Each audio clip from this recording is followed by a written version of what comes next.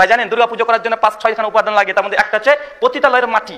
মানে বেশ্যাবাড়ির মাটি যদি না দেন দুর্গা পুজো করার জন্য ভাই দুর্গা পুজো হবে না। জানা আছে কি? আপনি দুর্গা পাঁচালী কিনবেন, 13 নম্বর পৃষ্ঠাতে স্পষ্ট লেখা আছে দুর্গা পূজার জন্য যেগুলো লাগে তার মধ্যে একটা বেশ্যাবাড়ির মাটি।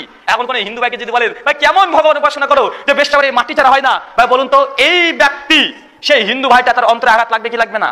অবশ্যই লাগবে। সে যতই হোক তাকে দেবী বিশ্বাস করে কি করে না? আমি এই কথাটা বলার জন্য আমার নামে কেস হয়েছিল। আমি এই কথা বলেছিলাম যে দেবী দুর্গার যদি উপাসনা করতে হয় তাহলে কি লাগবে? বেশ্যাবাড়ির মাটি লাগবে। অনেক যারা আমাদের ভারতবর্ষে পুরুলিয়া একটা জেলা আছে সেখান থেকে তারা কেস করেছিল আমার নামে যে ব্রাদার রাহুল হোসেন রুহুল আমিন ইনি হিন্দু ধর্মের সমালোচনা করে। আমি তখন বললাম যদি আমি সমালোচনা করি তো একটা বই আছে শরৎচন্দ্র চট্টোপাধ্যায়ের, নাম হচ্ছে দেবদাস। কি বললাম? দেবদাস। এটা নিয়ে সিনেমাও হয়েছে, বাচ্চা না নাই? শাহরুখ খানের সিনেমা হয়েছে।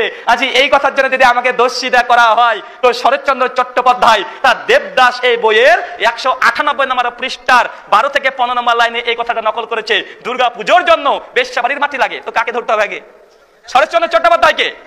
আমার কাছে যে বিভিন্ন পূজা উপাসনা করার জন্য যে তরিকা আছে, পদ্ধতি, সেটাকে বলা হয় পাঁচালী। দুর্গা পাঁচালী খুলে দেখেন, ওখানে স্পষ্ট 5 নম্বর পয়েন্টে লেখা আছে দুর্গা পুজো করার জন্য বেশ্যাবাড়ির মাটি প্রয়োজন। দেবদাস সিনেমা দেখেন, ইউটিউব থেকে এখনই ডাউনলোড করেন। 1 ঘন্টা 56 মিনিটের পরে চন্দ্রমুখী উনি হচ্ছেন বেশ্যা, তার বাড়িতে গিয়েছিল ঐশ্বর্য রায় কি আনতে? মাটি আনতে। ওখানে গান শুরু হয়ে যায়। ডকুমেন্টস গুলো তাদেরকে দিলাম।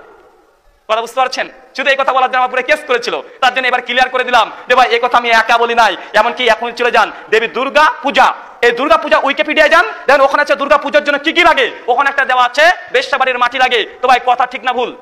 কথা ঠিক।